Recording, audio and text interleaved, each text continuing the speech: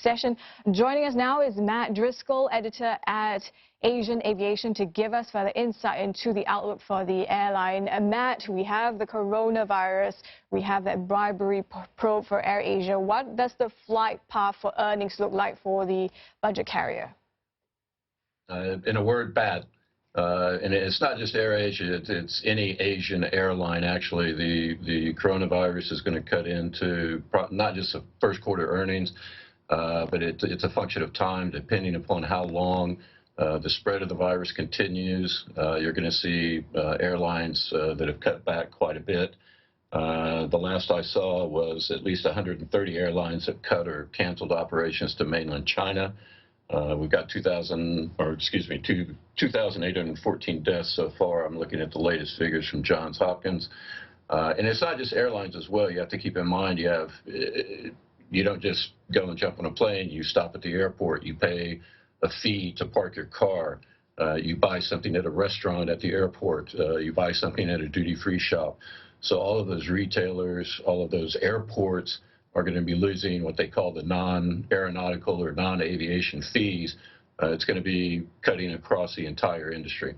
Right. And Matt, if we could just refocus back to AirAsia, what do you make of the leadership changes? How has the acting CEO performed so far? You know, are there succession plans that you think are afoot? And what does this mean for the future of the company?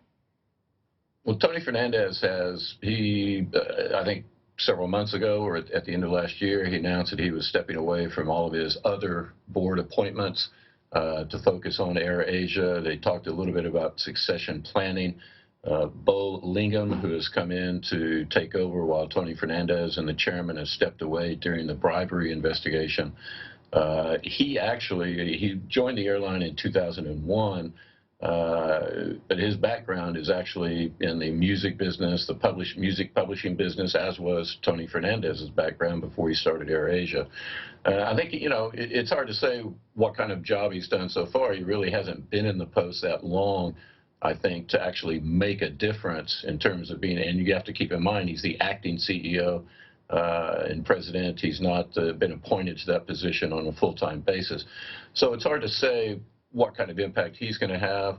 And I think the airline, from what I understand, will be taking a wait-and-see approach in terms of succession once they get this Airbus bribery scandal out of the way, however it shakes out. But you also need to keep in mind this is not the only legal problem facing AirAsia. The Indian arm of AirAsia has been under investigation. And in fact, they were trying to get Tony Fernandez to go to India to testify because they are being investigated there in that country for, again, bribery, money laundering, things like that. They're trying to investigate how the Indian arm of AirAsia got its overseas roots. So challenging times for AirAsia, but also all these other Asia-Pacific airlines, as you mentioned, the hit from the coronavirus. It looks like a very bleak picture.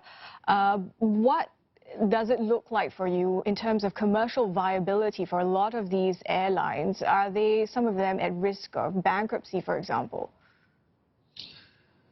I would say AirAsia, probably not, although keep in mind there was a report the other day that AirAsia X, the long-haul carrier of the AirAsia brand, it's reported that they are asking the lessors, the companies that they lease planes from, to allow them to defer payments. So it shows you how serious it is for AirAsia. Some of the smaller carriers, the newer entrants to the LCC market, you might look for some consolidation there.